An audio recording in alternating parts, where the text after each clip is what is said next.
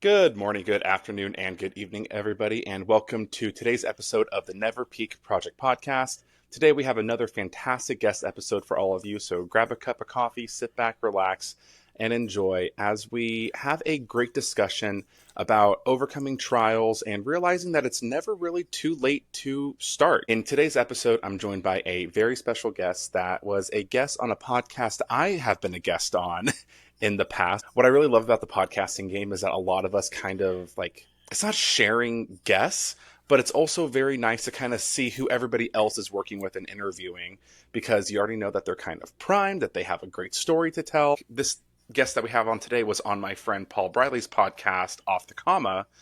His episode will be linked in the description of this episode. But he reached out to me on LinkedIn and shared a little bit about his story. What I noticed is that there were quite a few parallels between his story and my own story. Just to kind of give a sneak peek, it's a lot to do with running and making the decision to be better and make shifts in your life. Our guest today is Mark Wigginton. I could, read the whole bio that I read out or the prep sheet that I sent to him, but I think it is best for Mark to go ahead and just introduce himself and tell us a bit about why you're here and what you're hoping to share today.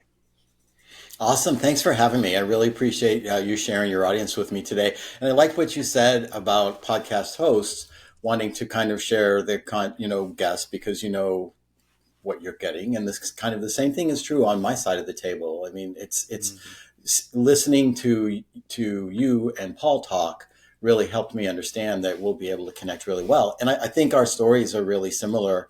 I think you're probably at around the point in your life when I went through some really dramatic changes in my own life. And that's a big part of my message is that, you can get into your early 40s, into your mid 40s, even later and start again. So that's really the message I'm here to help communicate today. I work as a coach. I left full-time business where I've worked in sales and consulting and training, and I've worked as a counselor.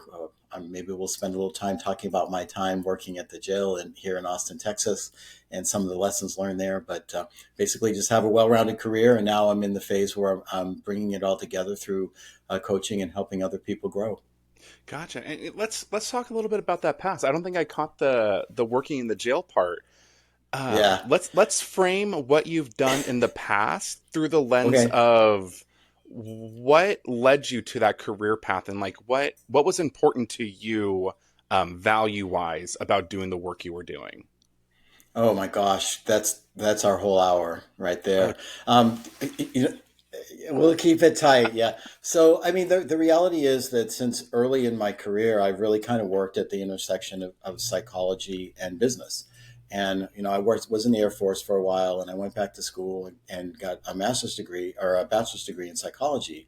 Met my wife, got married, came out, moved to Houston. And at night, I worked in the lock psych ward. And in the daytime, I worked as a trainer for one of kind of the first big Silicon Valley startups, helping people learn how to use these new electric computerized telephones where you could like press two buttons on the phone and put people on hold. I mean, this is a long time ago. And people really freaked out about the technology. And so I was using more of the skills that I had learned getting my bachelor's degree in that job than I did, kind of at night, working with people who were really struggling with their mental health. Fast forward a little bit, that company, after 6 years, you had a chance to take a sabbatical, a 6-week sabbatical or a 12-week sabbatical. And I took 12 weeks and went back to school and got my master's degree, came out, went back to work for about a month and said, this is not my path anymore. I also kind of in that window of time, I went to rehab and had some life changes that were tied into that. And I came out and I started working in community mental health here in Austin. I got my master's degree. I got my license as a counselor. I worked in community mental health, and that included working kind of full time at the jail, but at this in a rehab unit that was inpatient inside the jail. So think about that. People who are not super highly motivated to work. And I really learned and grew and stretched through that. I also worked pretty much in every mental health setting that there was, every mental health facility in kind of greater Austin, greater Central Texas, just trying to make a living. and ultimately got to a point after about 7 years where I went through a really dramatic life change that led me back into the business world. That then kind of the rest of my career was in the business world as I went through. And that life change was really kind of a critical spark for me that led me on the rest of my journey. Gotcha. And to clarify, that life change, that was the sabbatical that we're kind of talking about. Is that's No, like the genesis of it, or how does that? yeah. So that was the start of it. So I was a little out of order there, and then I went to rehab. I came out. I went on the sabbatical that the company paid for, and that led me to master's, to get my master's degree. And I started right then working I worked with a therapist in private practice. I worked in every setting you could imagine in Yeah. community mental health.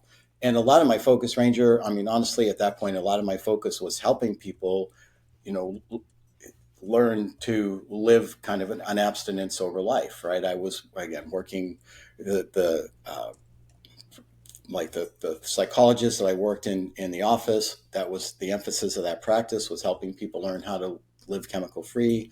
Again, working in the jail and the rehab center, working in outpatient centers kind of all over town.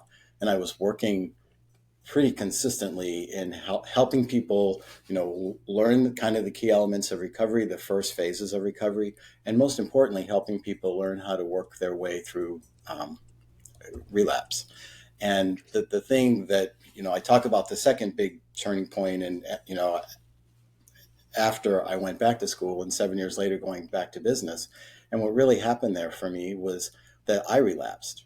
And, as a guy who had just spent the last 7 years of his life, sober, active in 12-step programs, teaching other people how to do it, when I relapsed, my world really kind of collapsed. While I was in a place where I was really able to talk to people about what it meant to relapse and give yourself grace and move forward, I wasn't able to give that give that gift to myself because of my own, perfectionism and whatever other issues. So I decided that I really needed to leave the field, and I went back into the business world and spent the rest of my career in the business world. And I had a pretty another major milestone that happened in my journey that led me to kind of the next phase of my life through my late 40s, and until I left full-time business a couple of years ago. I think something that I've noticed by having conversations with so many different people is there's so many different aspects and things that you've talked about so far that even just these small segments sound like a lifetime. Yeah. And you're like, this is just a piece of it. This sector, this part, and like there's so much more to do and so much more to live. And I think that that's just something that I'm kind of not noticing for the first time, but it's almost like that. It's adding like an extra solidifier to where it's like, okay, now this thing that I've noticed is more solid now. Does that kind of make sense? Yeah, I think that's really true. I mean, I have listened to a few of your podcasts and about your journey, Mm-hmm. and the exploration and understanding that you kind of came to, in those 180 days ish that you were Mm-hmm. walking across the country, having the time to reflect on yourself. I mean, I think that leaves you profoundly changed, Mm-hmm. right? And opens people's eyes to seeing things in a new and different way. I think the same thing is true in my life and in the experience of, you know, if I continue that journey that I talked about before, when I relapsed and I went back into the business world, I was a very different person. I was very much back out, as they might say in the program. And, I spent the next 8 years really kind of living almost a double life. I found work that had me on the road. So I was living, I was working as a consultant, as a trainer. I was always gone. I was always away. I didn't have a good foundation behind me. And, and ultimately I got to a place where I needed to make a change in my life. Mm-hmm. And, honestly, Ranger, ultimately what happened to me is that I got a DWI while I was working on a job. Mm-hmm. And if I was crushed, 7 years earlier when I had a relapse and had to make a change away from something I'd been working on for so many years, I was devastated when Yeah. that happened. It was really, it was the catalyst for major change. Today, I kind of see and understand that. But back then, I mean, I was just devastated. Now, with reflection, I can see that a lot of those things that happened that I thought were overwhelming and devastating, particularly throughout my life, it turns out that, those were the best, worst things that ever happened, because they Yeah. led me to this place of change and helped me learn and grow. Now, when I was in the big hairy middle of it, no, I didn't feel that way at No, it all. It was sucks. like, oh no, right. Yeah. But it led me to major, major changes. So going to rehab was the best, worst thing that ever happened to me. I couldn't believe I was in that place. Having that major relapse was the best, worst thing that could happen to me. I just could not, I could not comprehend that happened to me. And I was so ashamed and so tied up in guilt. The relapse or the DWI was the same way. It was like, oh my God, what have I done with my life? And Mm. and it led me, that was about, so that was 20 years ago. It will be 20 years ago this year that happened. Wow. And my life has just been totally transformed by that experience. Gotcha. So to kind of pull it back to something we were talking about near the beginning of the call, I think that I think the theme of what I'm going to ask is going to kind of carry into the next part of our conversation. But you said that you worked a lot with technology and kind of training folks Yeah. on how to use new systems. It sounds like Yep. going, it just advancing systems over time. Right. And you kind of mentioned that there's like an apprehension to change, or Yeah. people were a little bit like scared of it or not sure about it. Like it seems like a lot of people's first reaction to change is no, or it's scary, or there's like that Yeah. apprehension. Why do you think that is? Well, it's pretty normal. I mean, we get comfortable in the situation that we have. We're working through it. If you, I work now in my coaching practice. I work with a lot of people who are in transition, people who are kind of in their 50s, maybe a little bit older than that are really kind of in that place where they're making those changes. And there's really kind of three phases. There, I'm going to name them, but they don't always fall in this order, right? So the first thing that happens, typically, though, this does fall first. The first thing that happens is there's some kind of dramatic ending, right? There has to be a dramatic ending in order for somebody to be comfortable enough to start even considering making a change in their life. Something happens. And then you kind of move into a phase of the messy middle. And that's where you're kind of sorting it all out. You're trying to figure out, what does this mean? What are my next steps? What do I have to do? It was so comfortable back here, but at the same time, there were real challenges with this. And I kind of want to move forward, but I don't really know where to go. It's like, and a lot of people use the example of the chrysalis, right? Of the caterpillar turning into the butterfly. And if you open that chrysalis, it's all gooey and kind of nasty in the middle. But ultimately, this butterfly comes out of it. And that's the new beginning. So you go through those three phases. They aren't necessarily kind of in any particular, I guess they're actually in an order, but there's not a structure to it as you go through. Like, you can like be in the messy middle and then go, oh yeah, I'm in the middle of this big giant change. And then you realize that you have to let go of something in the past, right? So Mm-hmm. then you wind up having the ending, even though you're kind of already sorting through what you're doing, or you might be reaching forward towards something. When people are changing careers, a lot of times it's like, my first comment to them or question to them is, are you running away from something in your past job, or are you running towards something in the future? And kind of understanding the difference. So people get really caught up in that whole process, and it can just be really overwhelming. There's some of the stuff that I've studied and read most recently on change and transition says it can take 5 years to get through a major life change. Mm. That's a long time to be working through it. And guess what? Life changes are happening faster and faster because of technology. So people might be experiencing a major life change every 18 months, and it takes 5 years to get through it. So we're kind of in this constant state of change, this constant state of turmoil.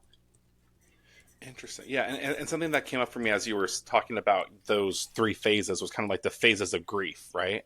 That there's the Yeah. five phases, and Hmm. they're kind of talked about very linearly, but they Right. happen kind of in tandem, or you kind of get to this phase and then you go back, air quotes around that, Yep. to another phase, Yeah. and then you jump ahead. And it sounds like and I think that's so interesting, that major life change, because I was thinking of a job change, moving, a death, a marriage, a kid being born, Yeah. and it sounds like your definition kind of goes. This is a weird way to put it, but like it's like even less than that can be a major change with technology, and I hadn't really thought of that. Like what would qualify then in, I guess, like the general terms, like as a major life change?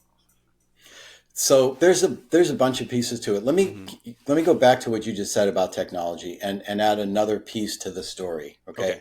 So the company that I work for was a company called Rome, and they ultimately were bought by IBM. And so when I went to work for that company full time, I was a software coder. I had been a contractor for them as a trainer. I was a software coder, and the IBM plant here in Austin was the very largest facility that Rome had ever tried to change from kind of a standard phone system to being these new giant computerized phone systems. Hmm. So I was involved in the team. I helped code things and blah blah blah. Okay, so fast forward, rehab, graduate school. Came out of graduate school. This is in the early 1990s, and in the early 1990s, IBM had their first ever layoff. So Career Center that was working with them, I reached out to them and said, hey, I just worked at IBM. I've got my brand new shiny master's degree. I can come in and work in the Career Center and work with these guys because I kind of know a lot of them. And it was really that was really amazing because when we changed the phone system over, everybody's telephone number had to change. And Ranger, people were freaking, right? They'd been in Hmm. that office for 20 years. They had the same telephone number for 20 years. And before we could even talk to them about the technology and how to use the phones, we had to deal with the change and the transition, of what was going to, what was this like to experience this newfangled technology. And these are smart people, technical people. At this point, these people were building the PCs, right? And Yeah. the first generation of the personal computers.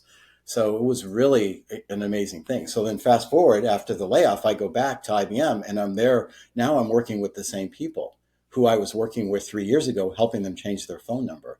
Now they're sitting across from me in my counselor role going, I sat down with this company 20 years ago and they told me if I did a good job, I had a good job for the rest of my life. Hmm. And, now I'm 45 and I have to go out and try to find something new. So a career change, and the technology change and just the change of habits and process can be really critical to helping people. There's a book on transitions.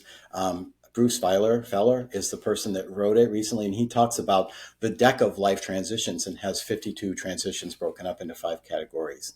So that gives you a sense of Wow. all the kind of different things. It's not just kind of like the big five with death and divorce and marriage and job change and kids.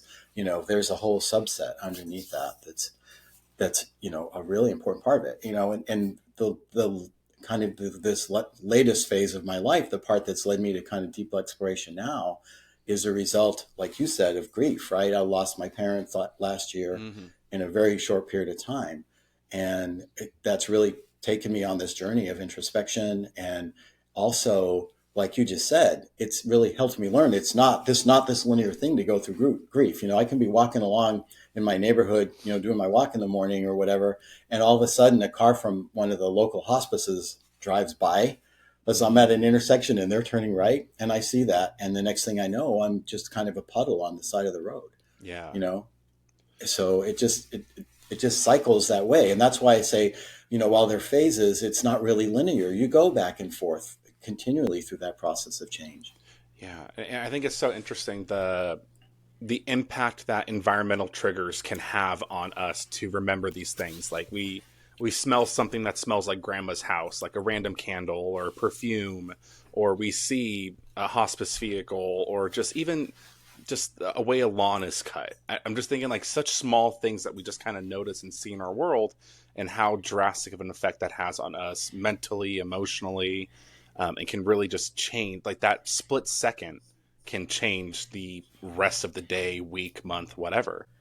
And it, like you said, it triggers a memory, and Hmm. it's, before my mother died, as she was, as her life was coming to a close, she Hmm. had Alzheimer's. And it was that really drives home the point that you just made, because she, by the end, she had, she didn't know who I was. I mean, she had no idea anymore. And the Christmas before she passed away, we went to a sing-along, right? Mm. She had no idea where we were. She had no idea who I was. She knew every word to Rudolph the Red-Nosed Reindeer. Yeah. Yeah, It's the and depth of those it's grooves and of those lessons. yeah, and I don't know if you saw this, but my grandfather passed of Alzheimer's in 2020. So I heard very similar stories from my Nana Rose, Yeah, that he wouldn't remember these things, but like very randomly, like things would just click. And there's like right. those like brief moments of like, wow, this is what it was however long ago. Yeah. Um, so that's so interesting. And thank you for sharing that portion as well. Um, So, taking that idea of change, I know that you've mentioned a little bit about your own struggles with like perfectionism and Yeah. you're able to kind of award people that understanding or care when you weren't able to offer that to yourself. So, Yep. when it comes to you making the decision to go to rehab, could you talk a little bit about what that decision was like for you as an individual? Yeah, so I have to go. I mean, we're going in the Wayback Machine, right? So I Yeah. was, I'm 64 now, and I Hmm. was 30 when I went to rehab. Oh, I wow. went a couple times, but I was 30 when I went, and it was just again obvious that things had to change in my life experience. I had kind of gone. I mean, I don't really even need to go through the whole story because everybody kind of has a sense of what that looks like. But the bottom line is that I wound up in a place where I decided that I needed to make a change. And Ranger, felt really, really fortunate, particularly after working in the field and seeing how so many of the rehab centers worked and, so many of the things that I brought. Because I went to a place that really focused on behavior. There was less focus for me, alcohol at that point was kind of the issue, and there was less emphasis on that, and there was so much more emphasis on the behavior and the lessons and understanding, about perfectionism and understanding about isolation and understanding about imposter syndrome and how trying to escape those things is, it was the coping skill that I had learned to be able to do that. When I moved a whole bunch as a kid, and I was always restarting, and so about the time I was 15, I found alcohol, and and that helped me really reduce my anxiety as I went through. So by the time I was 30, I went there, but that was such an eye opening experience for me that's when I said, listen, I want to find a way to give back, and that's why I went back to school and went back to be a therapist. It's interesting now, kind of going full circle to coaching, and how tight coaching, how they're very different. Coaching and therapy are very different, Hmm. but at the same time, a lot of the skills are very common. And it's interesting. We both kind of are working through our own process with our coaching practices, and one of the certificates that I have is one that's specifically designed for people who have a mental health background and Interesting. have gone through the coaching process. So I find a way to integrate that into my practice, and it kind of comes through. But it's also, I mean, if you think about that, this whole continuum of, maybe therapy is part of the continuum, and coaching is another part of the continuum, and consulting is part, and all the mentoring, all these different elements. I mean, it's like this big long sliding scale. It's not black and white. You're not a coach or a therapist, right? You're not a Hmm. consultant or a coach. There's a process that runs all along, in a common thread, and kind of the common thread is the kind of questions that we ask, right? High gain Yeah. questions to get information. All those different roles have the same thing. The part that changes and varies is kind of like who's in charge, right? I mean, if Hmm. you're a therapist, you're kind of an authority position, and a coach, we kind of come to it as peers, right? Pretty much, we're co-creating solutions with them.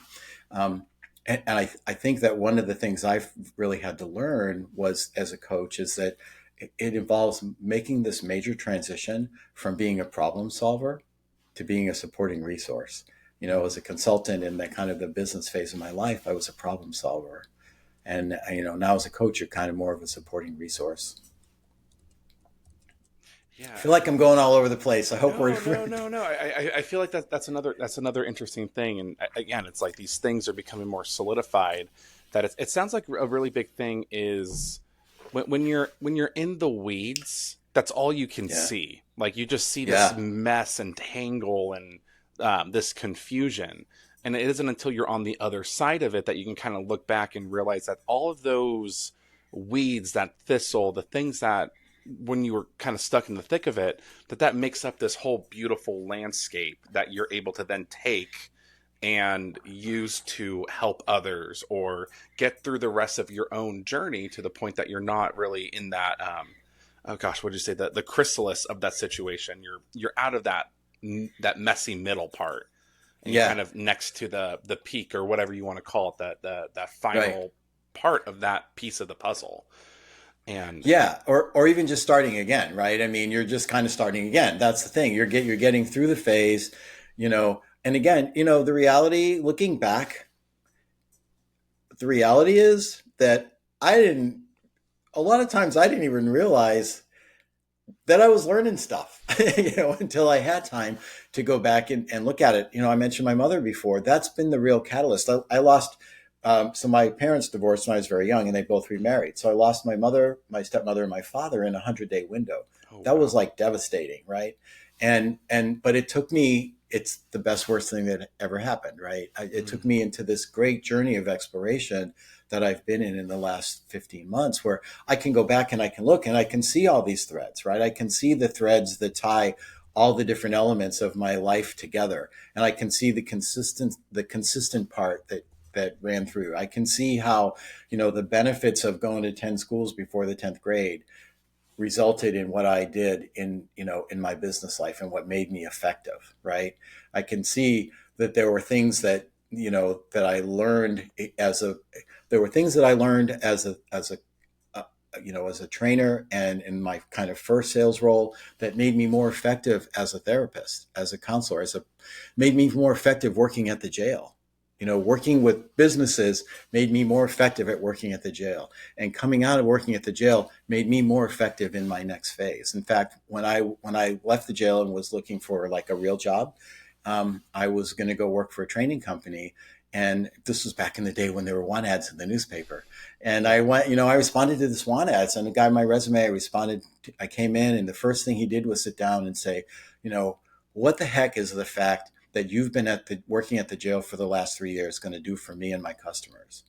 And Mm. I told him, I explained to him exactly what I had learned and exactly how I was going to be able to benefit his customers moving forward. And he said, I'm an organizational psychologist, and that's exactly the right answer. And then I went on and worked with them for a few years, and learned even more there. And then the lessons that I took in that job, where I went all over the country, wound up helping me when I moved into the next phase of my career. Yeah, and I think that's such an interesting like reminder that yeah, everything that we do is another resource for us to use in the future. Like nothing is wasted as Right. long as you're willing to use those tools and make that conscious decision and effort to create something out of it. Um, Right. and You, and you have to you squeeze the juice out of it. You squeeze exactly. the juice. You squeeze the juice out of walking across the country. Yeah. Right. Oh, I'm squeezing that as much And as I can. you're going to know more in 10 years about the impact that it had on your life than you do Hmm. today. I guarantee you that. I promise you that. Exactly. And I'm hoping that I learned the impact that it had on others as well, or how that kind of Right. influence or changed like the overall living and situation that myself or those around me are also. And I think that you're in such a unique point that you kind of have that. Like I don't know, I feel like I'm very much in that like planting Yeah. seeds phase, and it sounds like you're kind of able to see how that harvest affected 3 harvests ago. You know? Yeah. Gotcha. But it takes work, right? I Yeah. mean, it takes work. If you look, one of the greatest things that I've learned in the last year is going with all the stuff that happened, Hmm. moving away from a life of a life of sobriety, basically, and all the things I've gone through. I've come full circle back to understand and to really integrate at a deep level what those lessons, those lessons of recovery, those lessons, if you want to talk about 12 steps or whatever, but those Hmm. lessons, they resonate in a very different way in my life now. And when I was going through them and I was talking to people about the fact that, you get back up and you move again, you make a mistake and you move again. Well, what really was going on was, but I'm better than that. Mm. right? But I'm better than that. And it was really because I wasn't. It was really because I was scared to death. As I go back and I kind of do daily readings now, and Ranger, I've got to tell you, in the last year, I spend more time with recovery literature than I ever did, right? And I was like the guy, I don't know if you've ever been in a 12-step meeting or not, but there's a lot of times there's a book in the 12-step meetings, and there can be somebody who can say, okay, this is what they meant. This is what they meant when they said keystone, and this is what they meant when they said cornerstone. And I was that guy. I was like the expert, but I was also the guy that couldn't stay sober, right? And Mm. now what I'm really understanding is what that whole thing is about is you do the best you can today, and then you do the best you can tomorrow.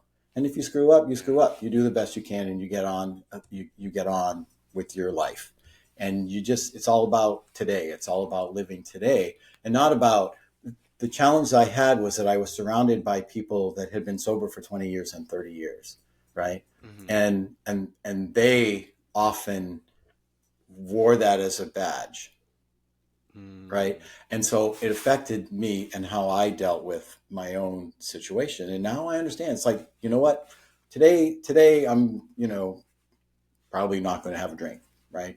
Tomorrow I make a new decision, and that's okay. And the field of mental health has progressed in that way too. The field of mental health is acknowledging the fact that, total abstinence, about 10% people are successful in maintaining total abstinence for an extended period of time. And they consider an extended period of time to be a year, 18 months, right? Mm. And what they're learning about is the value of harm reduction. And harm reduction is about learning that things aren't black and white, learning that there's a shade of gray, right? Learning that there are different levels all along the way. So kind of that's kind of true consistently throughout life, right? Is learning that's freedom from perfectionism. That's freedom from imposter syndrome. That's all learning that it's not I'm good and I'm bad, or I'm full of shame, or I can never give up, or I can never get where I want to go, or I'm frustrated. That's all black and white. And freedom from perfectionism is like I'm doing the best I can today. Tomorrow, hopefully, I'll do better. Maybe I won't. Maybe I'll have to step back and take a breath. You know. So again, I feel like I'm Yeah. rambling. Sorry. No, no, no, no. I feel like that is such a beautiful way to kind of like sum that up is that it really sounds like what you were saying last is that it's not like the walk across the country, that it's this huge lofty goal where there's a lot of moving pieces and it's very easy to get bogged down in all the details to the point that you're kind of paralyzed to even want to start, which sounds like that could Yeah. be a Oh yeah. parallel for a sobriety journey or just making that decision to go to rehab or changing jobs. Like you're all these different big life changes kind of, I don't know, it's very parallel to that 6 month journey that I had. But it sounds like Right. what you're really saying is that, and I'm curious your take on this. Um, it, it, it's it's great to have that overall huge, great, beautiful goal, that West Coast that you want to get to. But it's Yeah. really about every day making the decision to take a step towards that destination. And sometimes taking a step forward might be staying where you are or having to take a few steps backwards for rest or for these different these pieces that may not feel like progress in the moment, but when you step back at it when you're at the end, that was exactly what you needed in order to move forward. Yeah. So it's all about acceptance, right? Mm-hmm. So continuing kind of move forward in my journey and managing the same part of the story. Just before I was, so I spent like 8 years working on the road, right, and not living a healthy lifestyle, and I I kind of got to the point where I was looking at trying to change my life. And my kind of throwaway comment is that there are two kinds of people that are in hotels long term. One hangs out in the hotel bar, and the other hangs out at the hotel gym, right? And I lived in one long enough that it was time for me to try to move into the other one. And I discovered first walking and kind of taking care of myself, and then I discovered running. And then, um, after I had my DWI that was so changing for me, I really tried to change my life. And one of the ways that I did that was through running. And so now I'm kind of in my mid 40s, and I'm starting this journey of learning to run half marathons and, ultimately run marathons and I did triathlons, and I've done a couple hundred events, and blah blah blah. Okay, we can talk about all that. But over what I've learned over time as I've gone through is that I have to accept the reality of today, right? I can't look back at even, 45-year-old Mark who starts late, right? And was never an athlete and never anything like that. And when I started the journey, I was like 40 pounds heavier than I am now, and, all that. But I can't go back and say, gosh, I could still be faster then, right? The whole thing is, it's like I call it the ABCs of, the ABCs of moving forward, right? So you have to be able to accept the current reality. You can't go back and say, gosh, I wish it was different, or I wish it would be different moving forward. You have to accept the reality of where you are today. And then you have to build a foundation. The B is build a foundation based on basic practices. So, if you're a senior athlete, that means you've got to take time to do stuff like resting and recovering and stretching and mobility and strength training and all this stuff that, earlier in your life, you go, yeah, that's fine. It takes away from the time I have on the road, And then the third part, the C, is about consistency. So consistency, getting out there, doing it every day or consistently in whatever that means for you in your training plan, beats volume. It beats just trying to do a whole bunch of stuff, and it beats intensity, trying to do it super fast. It beats it every time. And so, when we broke, you were talking about your goal of trying to run, an X number of miles this year, and saying how it kind of could be overwhelming. Well, it's overwhelming if you look at all of it. But if you look at accept where you are today, if you focus on the basic practices that you need to go from point A to point B, and you just do it consistently. You don't try to do it in big giant gulps. You try to do it consistently. You're going to get where you are, and I'm sure the same thing happened on your walk. I mean, you had to be able to stay focused on the most important things. It's not like you could go do 100 miles today. Yeah. Yeah, no, definitely not. To make up for the, yesterday I only walked 17, so today I have to walk 60. You can't work that way. You've got to be consistent. Yeah, you got, and I think that's a really important piece that I've seen a lot of others kind of bring up, kind of comparing themselves to me and the walk. Something I heard pretty consistently during that journey was, I wish I could do something like that, but insert all the different reasons. Right. And a lot of them were around race or gender, socioeconomic status, and all these different things. And it's interesting because I had all those same thoughts when I saw that Mike Posner had walked. Yeah. That I compared myself to him and the different tools that he had that made him different from me to be able to do it. And I think that's always such an interesting thing, in that it's what you brought up too with senior athletes, that there's just different considerations that you need to be wary of, because it's your journey, right? Yeah. Like, this is what you need. Like for running and for the walk, in my opinion, the most important thing is your body, your feet, your legs, how you are feeling. If you're pushing yourself and you're forcing yourself to walk 30 miles on a sore leg or an injured foot or blisters or all these different things, it's not going to go well. Just like if you twist your ankle on Monday, maybe it's not the best idea to run Tuesday or Wednesday or Thursday, because you're just going to exacerbate and like make that injury worse. And then you're just really, you are absolutely right. I mean, what is it? You're cutting yourself off at your feet, like almost literally, because you're ruining the most important thing.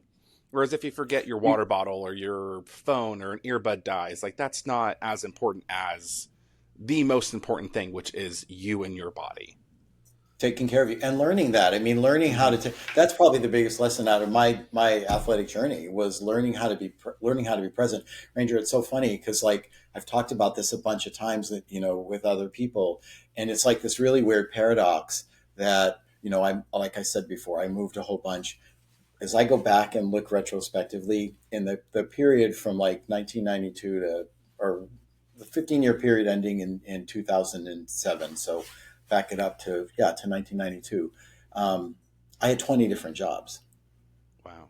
Like I had 20 different jobs. Okay. Mm-hmm. And part of that was I went through the career change. Part of that is, from mental health back to business. Part of that is that when I worked in mental health, I worked at 5 different places at the same time. And, there was a lot of that kind of stuff that's built into that number. But the reality is I was constantly moving. I was constantly frustrated. I was changing, something would happen that I didn't like, and I'd say, screw you, I'm gone, and all that kind of stuff happened. And then as I evolved, as I kind of went through, the challenges of 2005, I began to discover running. I began to move forward. The last 15 years of my career, so from 2007 to 2022, Hmm. I was at one job. Oh, wow. So that's such a major difference. And the difference is about tuning into who I was, movement, right? When I was scattered, my movement was different, right? Mm. When I was scattered, my movement was all about going from here to there, and never really having any stability. When I found endurance training, then movement became purposeful. And when movement became purposeful, it allowed me to stabilize my life. Hmm. So I grew, and then I saw the changes that happened in my work performance, as I got more deeper involved in endurance training. The year that I did an Ironman triathlon, I was in that 2007 to 22, I was in a sales role that whole time. And the year that I did the triathlon, until the very last year of my career, was the high point of my sales. So I'm training full time for an Ironman triathlon Yeah. on the road, and it was also the peak year of selling, and it's because I was learning how to package my life in a really different way. Have you ever heard of 75 Hard, the program by Andy Frisella at First Form? I don't know it. I've heard of it, but I Okay. don't know it. I the big thing with that is that you have to work out twice a day and drink a certain amount of water and no alcohol, and like it's like it adds a lot to your day.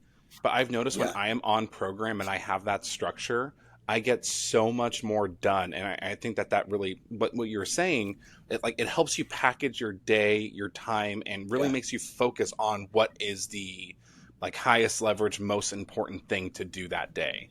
Like you don't have time to screw around because you have to focus on what is right. most important. What I found interesting about what you're saying is that by having movement in your life, by training, by running, being able to move around is what helps you feel grounded in who you are and your own personal identity.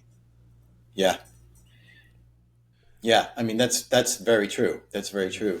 I, the other part, like when I moved forward, from just running marathons to kind of moving into triathlon, into long distance triathlon. Mm-hmm. And there you really have to learn you really have to learn how to understand big picture and be 100% focused on where you are, right? So, if you're an old coot and you're swimming with all the other old coots in the back of the pack, and it's a giant washing machine, and you're in a lake, there's no sides, you know, you have to be 100% focused Yeah. on the next stroke and the next guy and the next piece. You have to be 100% present there. When you get out and then you jump on a bike and now you're going to go ride 112 miles on your bike, you have to be 100% focused on every stroke, every pedal stroke as you go through.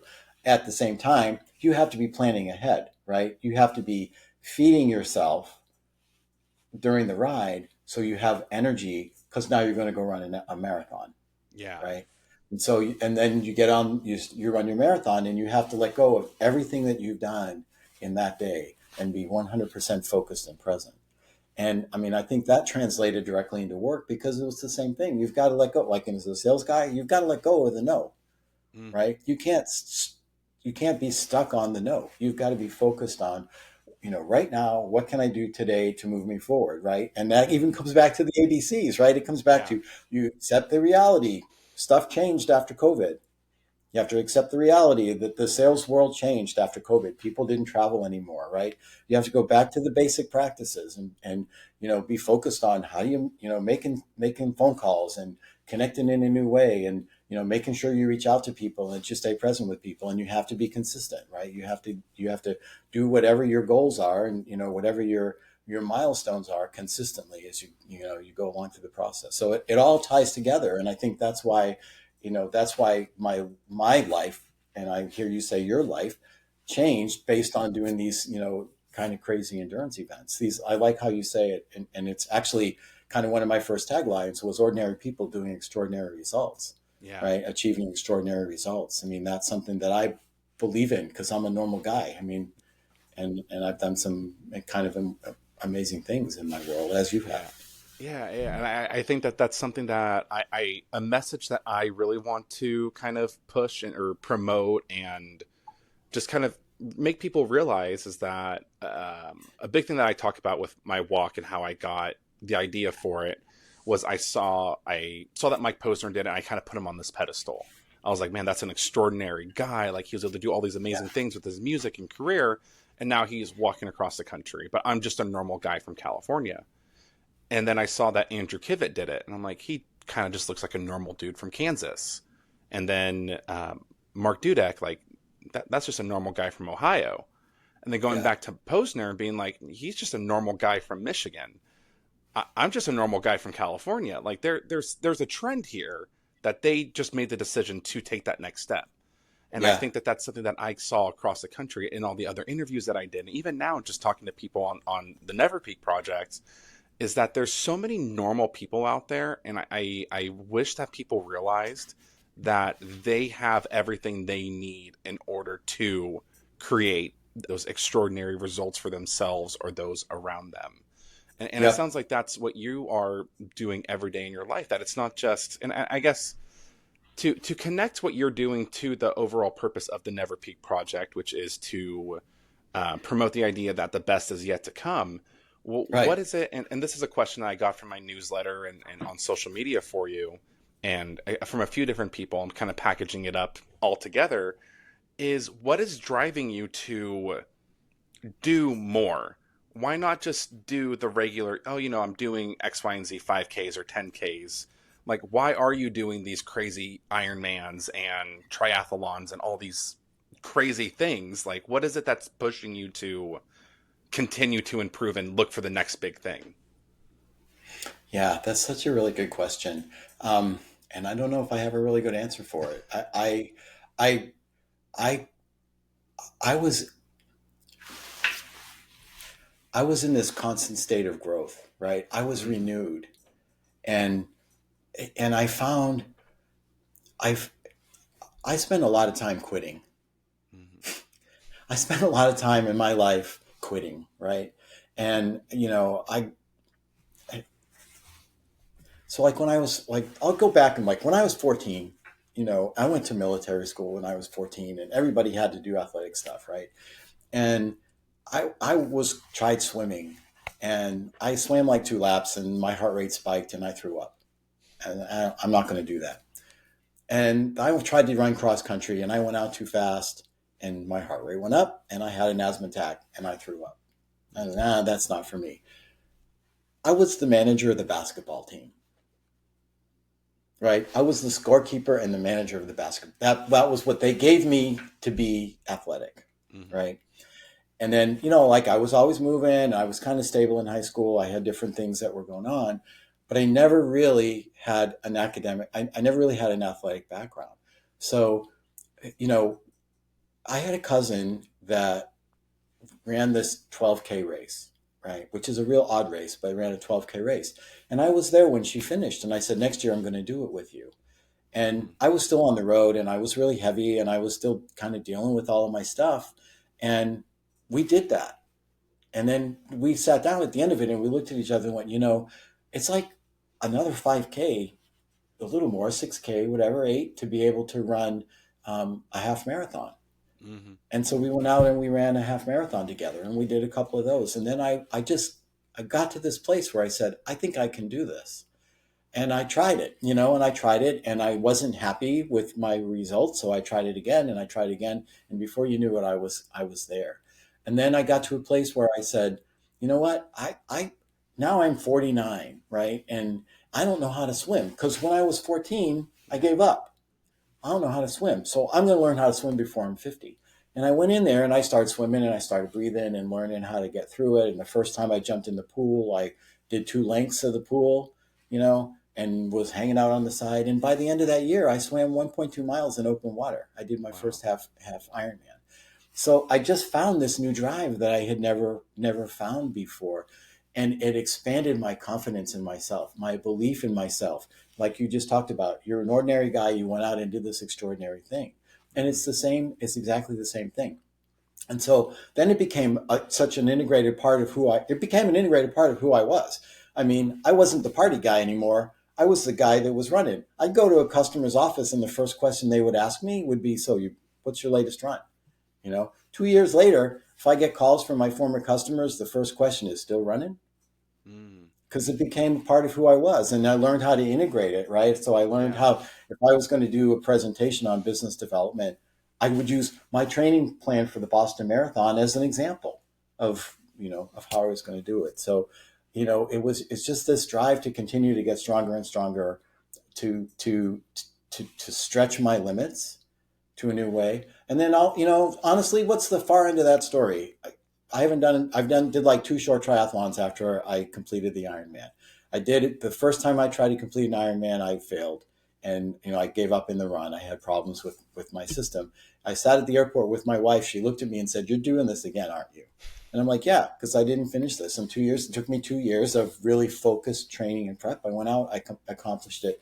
And then that part of my life, for now, at least that part of my life has been over for, a few years, but I'm still running. I'm still doing, in the last, did a marathon last year. I did 6 halves in like 16 months. And it brings me alive and brings me joy and helps me stay present and grounded.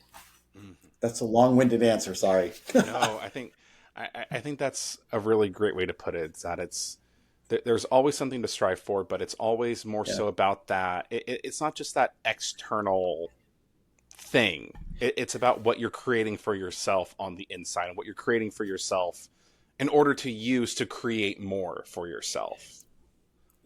100%. Mm-hmm. I couldn't do an Ironman for anybody else. You couldn't walk across the country for anybody else. Mm-hmm. You had to be internally focused. I had to be internally focused. I had to find my own reward for it. I had to be validated by myself and not by the outside world.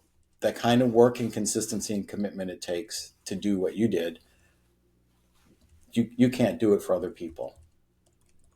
You can only do it for yourself. There's not an extrinsic reward, an outside reward, only an intrinsic reward that can make it work.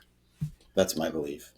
I think that's a fantastic way to kind of wrap up the conversation. Honestly, that's a soundbite if I ever heard one.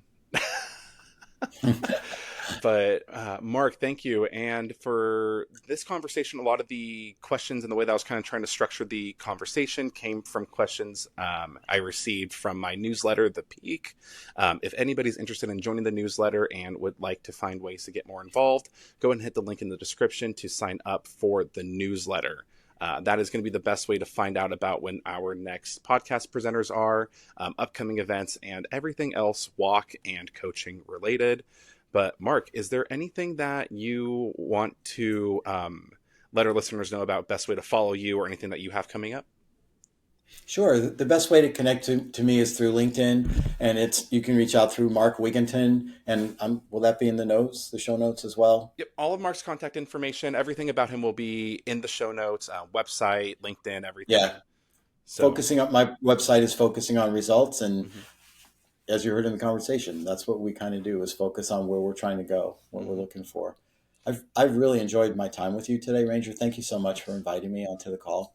Of course. Thank you. I'm glad that my call for guests on LinkedIn provided you so quickly. I was worried that I'd get like a lot of like random bot accounts or anything, but the first person was you, and it was very quality. So thank you so much for your time and for sharing a little bit of your magic with our listeners. Awesome. Thanks. Of course. And to everybody listening today, thank you so much for your time and attention and for really taking the time out of your day to get a little bit better yourself. The biggest message here at the NeverPeak Project is that the best is yet to come. So thank you for investing a little bit of time into yourself to create another peak in your life. If you'd like to stay updated on all things within range coaching and the NeverPeak Project, again, our newsletter link is in the show notes. And as always, remember that the best is yet to come as long as you are willing to make the decision to never settle, never quit, and never peak. Thank you guys. I'll see you all next week.